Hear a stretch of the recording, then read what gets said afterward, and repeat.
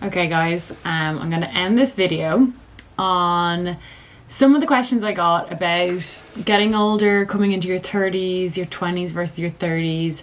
I have chosen like 9 questions because I don't want to, I know I did a good few at the start and sometimes I find Q&As can be a little bit repetitive. I got so many really good questions that I have to say, but hopefully you guys will enjoy or find these useful. I've kind of put them into little categories. One, like beauty and appearance. 2, what's the second one? 2, just kind of life advice or life differences. And number 3, relationships, friendships, etc., etc. So I'm going to fly through them, hopefully not yammer on too much. But question number 1 is about beauty and appearance, and it's what's your anti-aging routine? So I think, you know, there's a lot of pressure, specifically on women, to defy the odds and to defy the fact that time moves on. And your number one, it sounds corny, but like the number one thing you should do for your anti-aging routine is to like stop stressing about aging. Like, it's gonna happen. You have to accept it. You will age, you will grow older, your skin will change, your metabolism will change, but that doesn't always mean a bad thing. It's not always bad. We have this like connotation in our mind with aging equals negative, but like personally, like I know I thought back in the day when I was in my 20s, I thought I was like the hottest shit going, but now I'm looking back and I'm like, I look way better now. And not that looks are everything, but if we're talking about beauty and appearance, I know it can be a stress and it can be strange because like it is a weird thing to be like, oh my god, I'm like changing how I look, and you know, you could look in the mirror and not recognize yourself, and that is weird. Or like, you know, losing weight is a bit harder. You have to probably, you know, if you want to maintain like your size or your weight, if that's important to you, you might have to look like a little bit closer at your food. But you know, when it comes to anti-aging, the last thing, in my mind personally, the last thing you should be looking at are things like Botox, makeup, skincare, all of that kind of stuff. The first thing you should be looking at when it comes to anti-aging is like, are you going to the gym?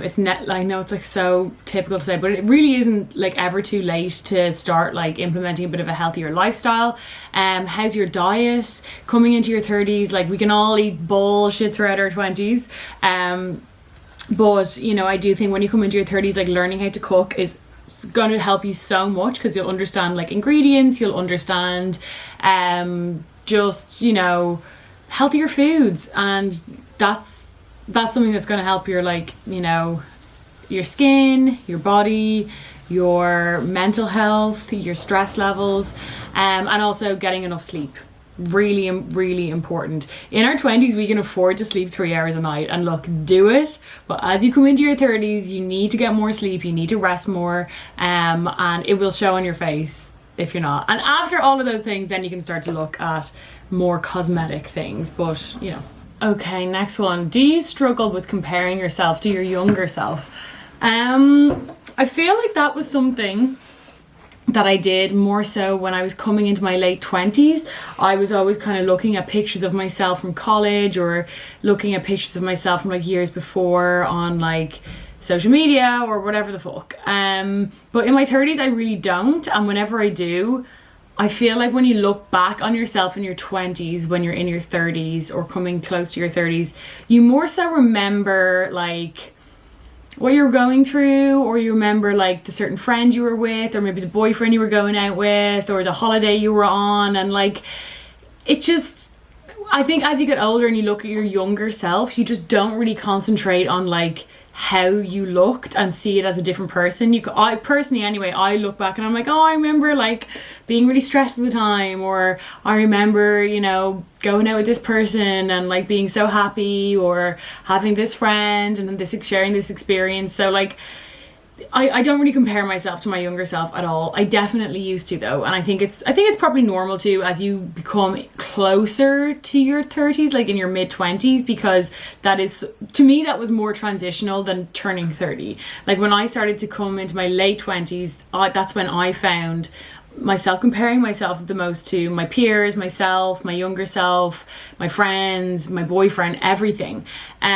So coming into my 30s, I definitely don't compare myself looks wise or just life wise to who I was back then. if anything, I look back on it with like fond memories, or sometimes I might like, you know, look at myself and be like, oh my God, I remember I was really struggling with this, or laughing at myself going, God, remember I thought that was stressful? Little did I know. Is it worth starting Botox at 26? Okay, I included this question because I got so many questions about Botox. Going on what I said at the start of the video, okay, Botox, of all things anti-aging, should be your last resort, in my opinion. Like, start with your diet, your food, your drinking habits, your sleep, then your gym, then you can go to like skincare, makeup, whatever else. Botox to me is like, it's just it's a last, not last resort, but like, no, it's not a necessity. You know, people, when do I know and I need Botox? You don't ever need Botox. I know that's cheap coming from me, because like I've been getting Botox since I was 27. But I think that if it is something that you really, really want, look into it first of all. There's no point in like messaging me or anyone else online who's just had Botox. Like, I don't know the ins and outs of like, you know, how it works or whatever else, or how much it will cost for you to get Botox. Go to a reputable salon. Myself, I've recently started to go to Dr. Emma. I'll leave her at here and her information in the box. I spoke about her. She's also dissolved my lips. She's amazing. She focuses on really natural results. She has a clinic up north, and she has a clinic, not an ad or anything. She's clinic up north, clinic in Dublin. She's such a nice person, and I'm sure if you got in touch with her, she would either get back to you or like pass you on to someone in her clinic who can give you the best answer.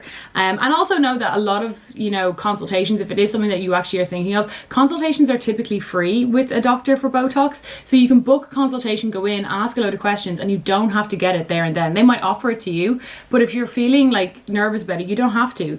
And that's just the main thing. Like, don't get your information on Botox or fillers from influencers. Of course, it can be handy to like see me go through a process, and I will help as much as I can, but like, if you're, you know, but asking questions like, how much is Botox, or do you think I need Botox at 27? Like, I don't know, you know, that way I don't administer it. So on your question, is it worth it? It's really, Botox is really only worth it if it's something you want to do.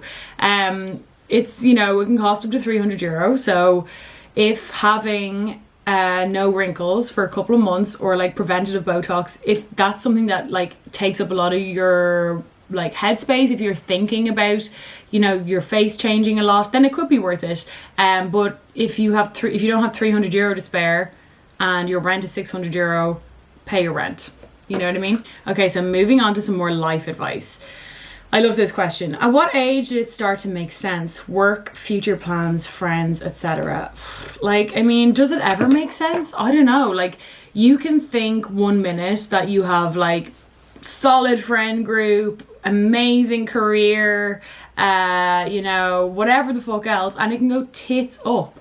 And I think as you get older, you kind of accept that more, and I think that then like filters out into everything else. Like, as I've gotten older and as I've gone through like friendship breakups, boyfriend breakups, business fails, business drama, starting up another business, you know, having multiple jobs, being paid shit, and getting my next job and realizing, okay, shit, I was taking advantage there. You know, you learn as you go along. And I think as you're in your 30s, you kind of just accept the wild ride of life a little bit more, if you will. Like, you kind of like, okay, you live every day. To me anyway, with my business, I'm like, my business is going really well now, thank God. But I'm always kind of keeping myself on my toes, being like, I know that life can just hand you a shit sandwich when you least expect it. And it's all about like who you surround yourself with in those times.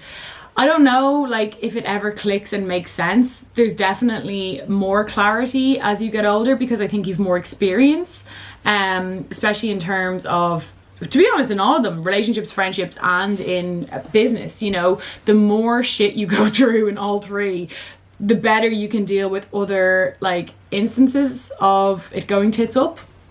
And that could sound pessimistic, or it could sound like a bit nihilist, but I do think that like as you get older, you kind of, the little things don't jerk you as much, so that helps things make like they feel a little bit more settled. Do you feel like growing older means your values and standards change? Yeah, I think growing older means your values and standards should change. that's not to say like that I don't have some of my values and standards from when I was in my 20s. I still have them, of course I do. You know, but I think as you grow older, you can look back on things and be like, oh my god, like I did not treat this person well, or, you know, I was a cheeky bitch there in that job thinking that I could do X, Y, and Z, you know, that way. So I think your values, your standards, your morals, basic ones, you know, should be kind of rock solid, you know, when it comes to like how you treat your family, how you treat your friends, how you treat other people, you know, whatever. But as you grow older, there are definitely some standards that you change. Like myself, I think like my standards of how it's more so for myself, I think, now as I'm older. Like my standard for myself, I don't want to ever let that slip. I don't want to be in situations where I act in a certain way that when I look back on it, I'm embarrassed, or that I'm ashamed of how I spoke about someone. I don't like that. I don't think anyone likes that. And I think you're more aware of, I really want to now like keep a high standard for myself and surround myself with people who also like hold themselves to that standard. So I think that's really important as you grow older. You want to, you know yourself more, so you know how you want to be perceived and how you want other people to perceive you. And that all comes with the people you surround yourself with and with the friends you keep. So, or in terms of values, yeah, they probably do change as well. Like what's important to you when you're 21 is probably very different to what's important to you when you're in your 30s. But they all kind of, you know, fit around the same mold. And I think it's always important to allow yourself to grow and to allow those standards to be questioned, etc., etc. And last one on this topic, how to not compare where you are in life to your school friends, colleagues, etc. Oh, guys, I got a few ones like this. And when I tell you, I think I spoke about it earlier on the vlog, but like when I tell you the meltdown I was having at 25, 26, like those years were way harder for me than 29, 30, 31. Like I'm grand now, you know, that way. But I, even though like, you know, personal shit, so secret has happened to me over the past few years, but like that just, it's less tumultuous. Kind of like what I talked about earlier, that like, things like that you can deal with a bit better when you're older. When I was 25, 26, when I was 25, I just moved home from New York.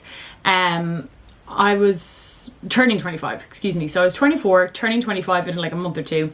And I just lived in New York, where like when I live in New York, I felt like on top of the world, because I was like, I got out of Dublin, I'm like, you know, in my own apartment, I've made friends with all these people from America, like I've got my own little life over here. All of a sudden I was like back in my mum and dad's gaff, back in Dublin, and all the people who did not move away have like 3 years fucking work experience on my ass. And I was like freaked, because I was obviously working as an intern. I mean, do you guys, let me know if you guys want me to talk about like New York more. I don't never know what to say. Like I have a lot to say about it, and I have a lot of experiences there, but I worked for a magazine called Bomb Magazine, which is an art magazine, and I also worked for a really famous, actually, TBH, like I was shook in that place, an artist called Dustin Yellen as an artist assistant.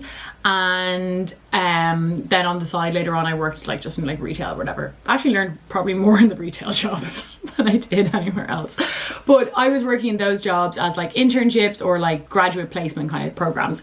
So when I came back to Dublin, I was like interviewing, found myself again interviewing for fucking internships, and I was like so stressed out. And I was like, a lot of people that I looked around me were already in like quite, from what I perceived then, high up, like maybe marketing jobs, or maybe they were in like, a lot of people, some people I knew like were, you know, went to law, and they were like working as fucking lawyers and shit. And I was like, how am I 25 still interning or trying? Like I can't even get a fucking internship in this damn city.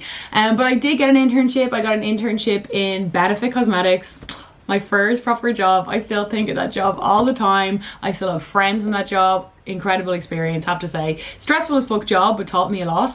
And I got paid like not a lot of money for it. It was an internship position, but I learned so much. And I think, you know, in hindsight, I think I spoke the position down to myself so much just because of like monetary value, and like I was like, I'm not making as much money as this person, and that person can move out and I can't afford to move out, but like fuck it, do you know what I mean?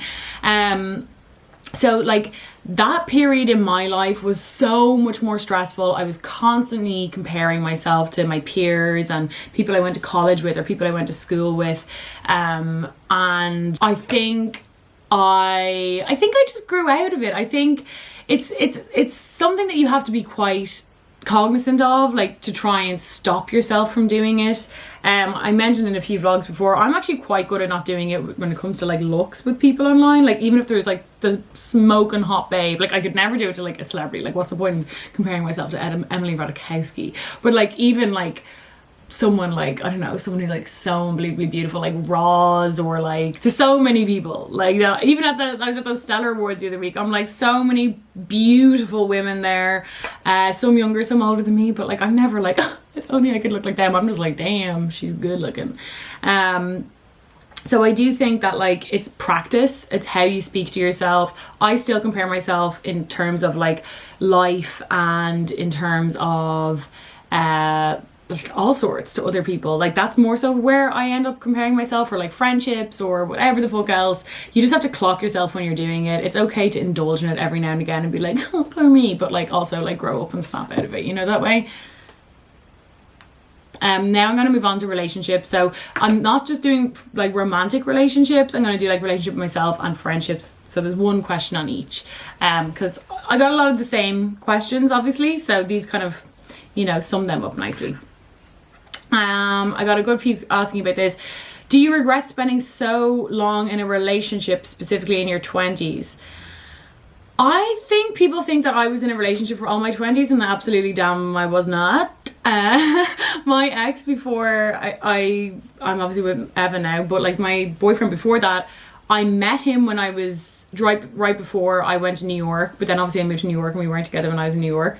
We were like seeing each other very casually before that, like very casually, for a couple of months. And then I went to New York, and when I came back we started to go out. So that was in 2015. I said we started going out like officially 2015. Maybe end of 2014, and then we broke up in 2019, start of 2019. So I was 25 and we broke up when I was just turned 29. So that's 4 years, very long relationship. You know, definitely my first like long-term relationship. But I spent the first half of my 20s completely fucking single. I was single all throughout college, bar like the first few months of first year college. I think a lot of people that happens. A lot of people, you're like, I'm gonna still go out with my high school sweetheart in school, and then you go to college and you're like, no, I'm not. So I was single all through college, and then for like 2.5 years before I moved to New York. Oh no, sorry, 2 years, and then I moved to New York for a year. So like I was single for fucking like 5-6 years. 18, if you count from 18 on, 7 years. So. But I also don't think it's wrong to be like in a relationship. Like relationships, like they happen when they're gonna happen, you know? And I don't think you should ever be like, I don't want to get in this relationship because I'm only 22. Like if you find someone and you're getting on with them, like you can learn a lot from a relationship, just like you can learn a lot from being single. I do think it's beneficial to have like, if you can, to have like long periods of time where you're experiencing both. Like I think be it whatever, first half, second half of your 20s, doesn't matter. If you have, maybe, I think it's good to experience like your first serious relationship during your 20s, and I think it's good to experience like a chunk of time single as well, because that's when you really get to know yourself. There's obviously no like specific amount of time, and there's no rule book for these things, you know? So life just like life hands you your cards, and you just have to like go along with it. And I don't think there's any point in putting pressure on yourself saying like, but I'm only 25, like I've been with someone 3 years, should I break up with them to experience life? Like you should only break up with someone if you don't want to be in a relationship. Like if you feel like the relationship is holding you back, or if you feel like you've been in this long relationship and you're but then it's awkward as well. Like you can look at your friends and be like, you're having so much fun being single, you could dump your fella and not be happy. So, you know, really try and ask yourself where those feelings are coming from. And if you feel like you don't want to be in a relationship because you've been in one for 5-6 years, is it like, it's the person? I spoke about this earlier, but it's the person. Like, if you don't want to be in with that person, then yes, break up with them. But like, relationship or not, like, we all kind of go through the same shit, you know, that way. What have you realized about friendship now to 10 years ago? I don't really know if I've like, I mean, obviously in the last 10 years, I would have learned a lot about different friendships and all the rest. I think I've learned that, it's like okay to grow away from people. I've learned that it's okay if people grow out of you as well. I've learned to not take things quite so personally. That's something I'm always trying to work on. I don't consider myself an overly sensitive person, but I can internalize a lot, and I can kind of be like, oh God, like, you know, if that person doesn't want to hang out with me, well, I just can internalize it a lot is kind of what I'm trying to say. And I've learned that I do think there is a lot of truth in you are the company that you keep. I used to think that like, well, no, I'm my own person and blah, blah, blah. I think you are the company you keep. And I think that you have to remember that the people that you surround yourself with reflect on you. And if people are acting like, if there's like a set way of acting in your group of friends that doesn't allow you to be your, like, it's such a like cliche term, but like be your best self, or like, if your group of friends aren't like accepting of how you're, maybe you're a little bit more introverted, maybe you're a bit more extroverted, and if your friends don't celebrate your wins with you, they are red flags. And it's not to say anything about that person, it's just that the friendship might not be serving you anymore. And I think we need to start looking, we need to look at friendships just like we look at relationships. Be as critical of them, if not more, because your friendships are going to be the people who are surround you when the relationships fucking fail. You know, that way we actually have more acceptance around relationships failing than we do around friendships failing. So, you know, you want to really make sure that like your friends are people that like you can rely on, that have your back. Of course, also, to be honest, people who'll call you out when you're acting a fucking damn mess. That's really important.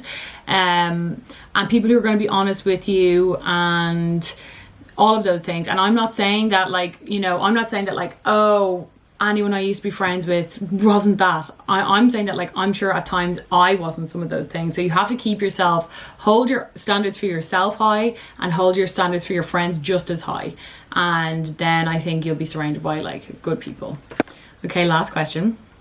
How to deal with being insecure about age.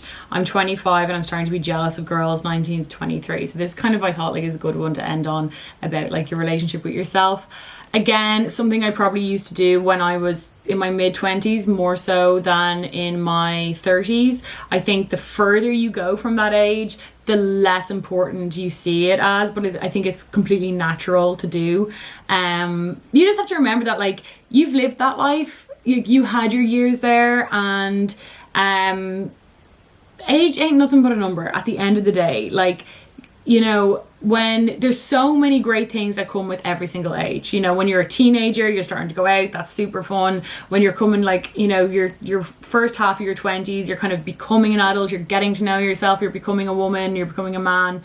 And then your second half of your 20s is great. You've got more money, first of all. People always forget about that one. I know it's not all about money, but dear God, it makes things easier. So when you're coming towards your later 20s, like you've got probably a better paying job, you have a bit more financial freedom, you have, you know, good friends, you can, your taste levels are getting better, you know, you're going out for fun dinners, and you can kind of like have more fun with dating, etc., etc. And then coming into your 30s, like there's a whole bag of great stuff for you, no matter your relationship status, your friendship status, no matter what. Like, you know yourself so well. I spoke all about that at the start of the video. So like, I think even though it's natural to look at people who are younger than you and be like, oh, I'm a bit jealous of them, or like, oh, I wish I was size 8 naturally again, or I wish this and that. But like, you know, you had that time. Allow the younger generations to enjoy it themselves, and also realize like what's good in your age group. Because when I was 18,